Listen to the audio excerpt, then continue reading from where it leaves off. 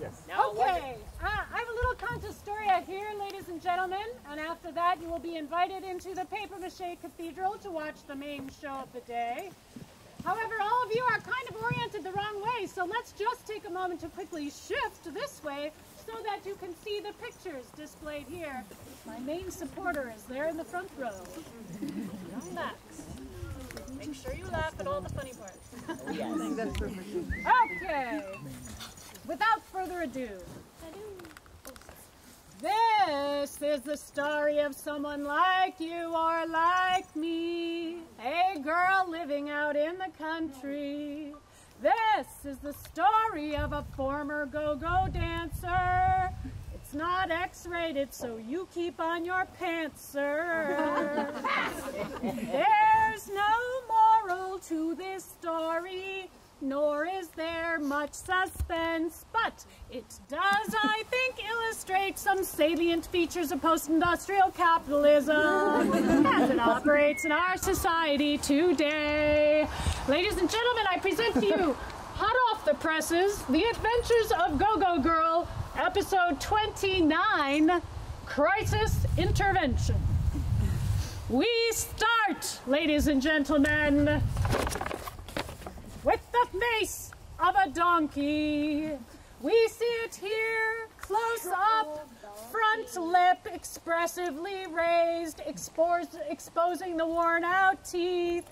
Short donkey whiskers bristling from the upturned muzzle, neck extended, ears out to each side.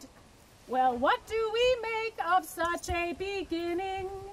Why is the donkey showing his teeth? Why is he surrounded by darkness? Well, let's look a little more closely, shall we? Because this is the donkey Nikolai, Go-Go Girl's companion and friend, who lives in the barn next to Go-Go Girl's house.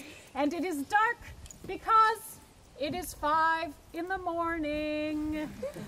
Nikolai is raising his upper lip in the manner pictured here, and issuing forth from his mouth, ladies and gentlemen, is that spectacular sound which only a donkey can make.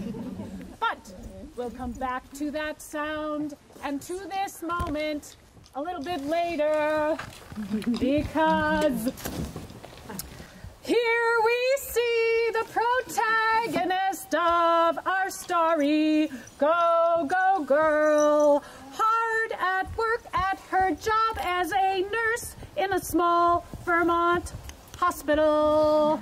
And here we see the open door to room 222.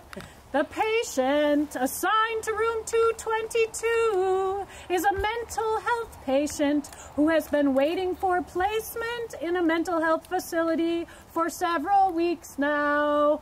Waiting and waiting and waiting and waiting, receiving no treatment, no therapy, just sitting there in room 222 because there's not enough mental health facilities in the state of Vermont and there's nowhere for him to go.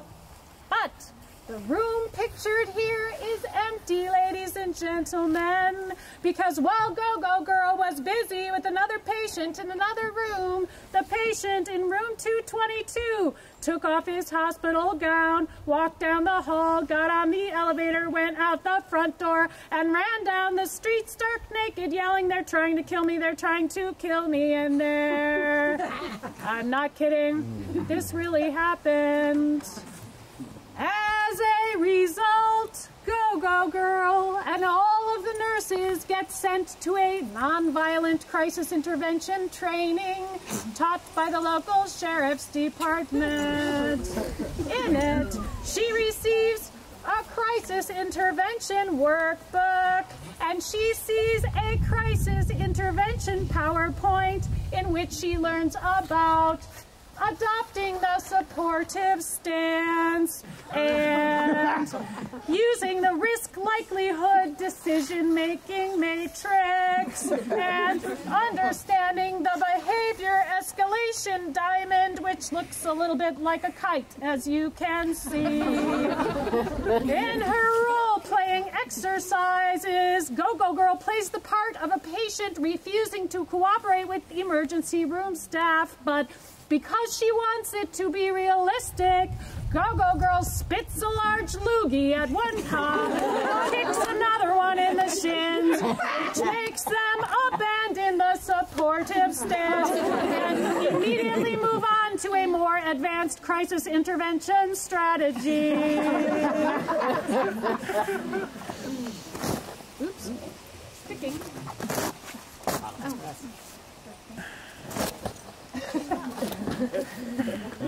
When she gets home from that hard day at work, Go-Go Girl takes a look at the landscape of distant hills and the broad expanse of sky, and she says, "At least I have this pastoral calm to rest my eyes on." She looks at her donkey, chewing peacefully in the greenery, and says, "At least I can gaze upon this pure animal tranquility, and from him learn to regain my inner balance." Then she realizes that Nikolai the donkey is standing in the middle of her garden and has obliterated the bed of carrots, eaten every last one, and is now started on a row of once beautiful cabbages. "Get out of there!" Go-Go Girl yells, and I won't describe what happens after that in very much detail. I think it's just important to get on with the story. When she gets inside, Go-Go Girl pours herself a glass of whiskey and sits at the kitchen table to read the mail. On top of the pile is the alumni magazine, which Go-Go Girls College faithfully sends every few months to make her feel a lot better about having racked up all that student debt. "Hey, remember when you went to college, Go-Go Girl? You went to that liberal arts college and got those neat degrees in history and a minor in creative writing." "No, I don't really remember it," says Go-Go Girl. "All I can remember from my college years is that one introduction to abstract painting professor who kept touching my breast during final critiques, but look, all these years later, and I'm finally done paying for it." Well, reading the glossy alumni magazine does make her feel gratified. Look, there's news about members of her graduating class. Look, 4 of her old friends just published news books, and oh, one of them is now a head curator at the Smithsonian, and oh gosh, that quiet girl that nobody wanted to be roommates with is now starring in a new opera in San Francisco. "Well," says Go-Go Girl, "I really am happy for them and their achievements. That's what happens when you pursue your dreams in a busy urban metropolis like, I don't know, New York City. Of course, when you choose to live a humble, honest life in the remote countryside like me, growing your own food and reading Walden all the time, and when you practice an unconventional radical art form like puppetry, well, it's just harder to get noticed and win prizes and have fancy careers or get your book published." And then she turns the page, and there's a whole article about comic book artist alumni Allison Bechdel, who also lives in rural Vermont, all about what she's been doing since she won her MacArthur Genius Award in 2013. Go-Go Girl quickly moves on to the next piece of mail, but before she can open the envelope, the phone rings. It's a call from Save the Children, asking Go-Go Girl whether or not she cares about starving children around the globe. Well, yes, I care about them, Go-Go Girl says, but I already donate to Doctors Without Borders and Partners in Health, and I really don't have money in my budget right now.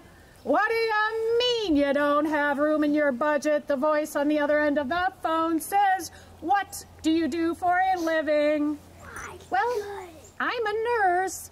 You're a nurse, says the voice. Nurses make good money. Well, yes, says Go-Go Girl, but I work part-time, and, well, I support some creative habits with creative habits. The voice on the phone says, what good are those for the rest of the world? Well, I make puppet shows, and I have little roadside museum, and roadside museum, says the voice. Are you kidding me?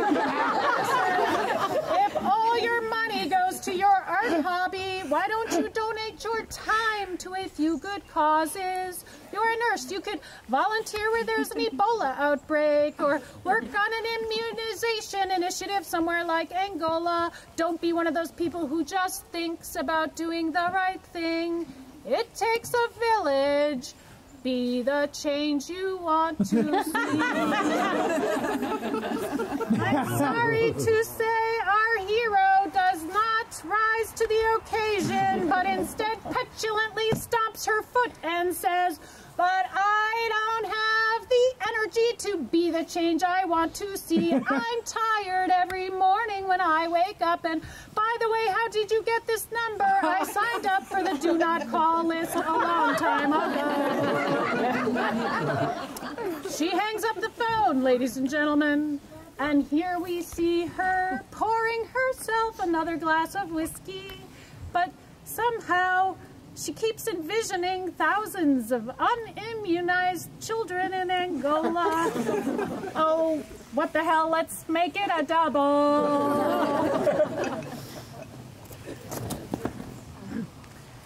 Next in the mail is an envelope from the Social Security Administration. A helpful update calculating what her monthly income will be upon retirement. Oh, wait a minute, says Go-Go Girl. Where are my glasses? They make the print so small these days.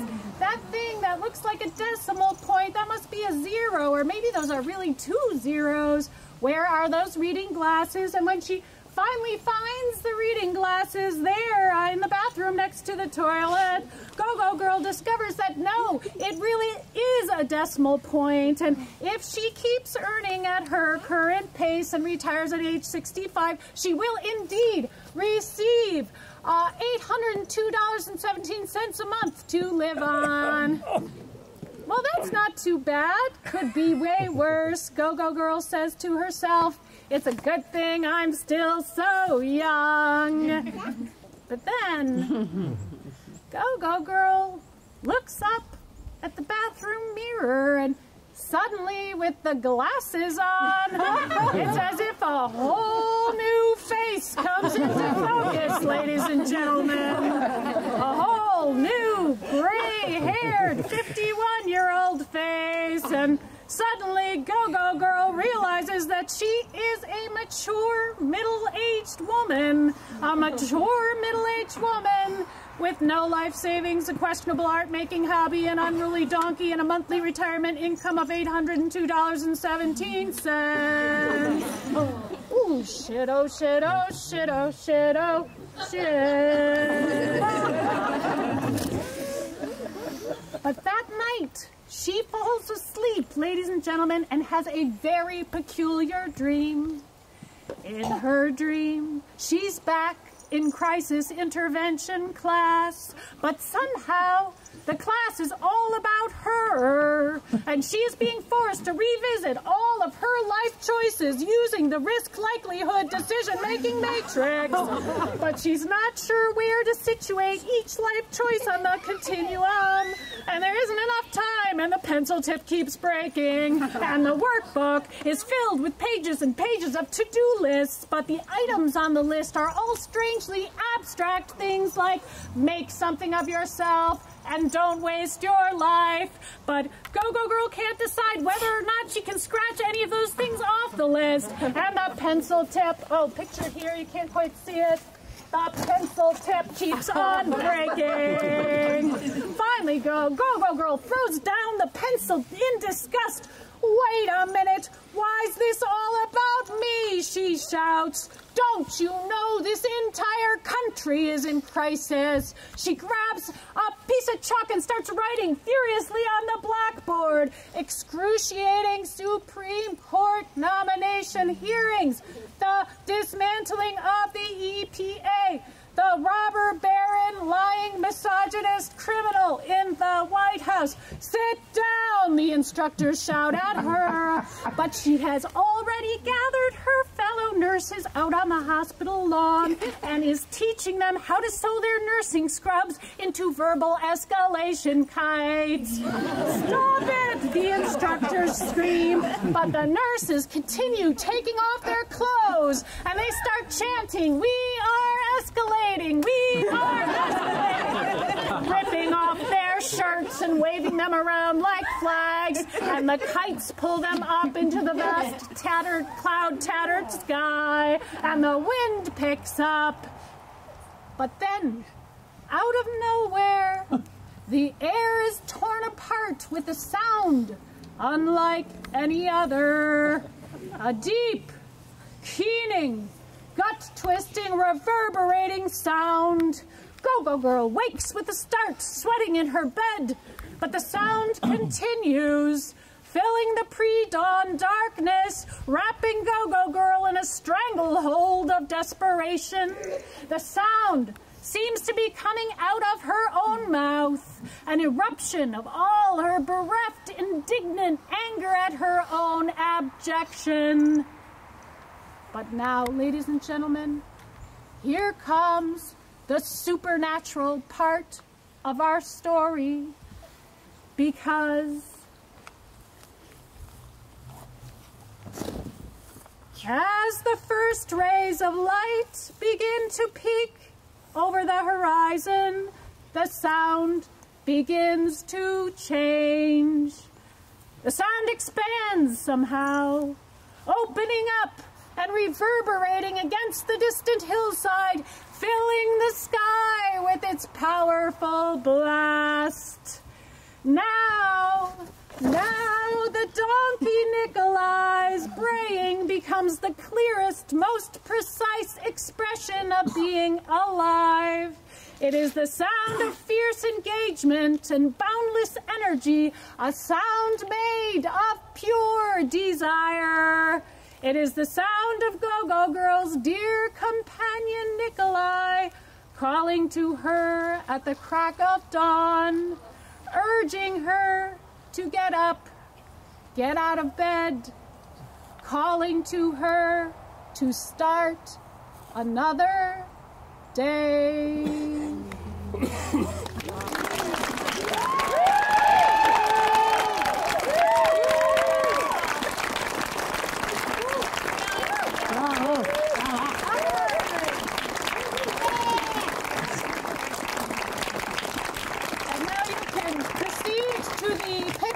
Cathedral for the main event. Yeah.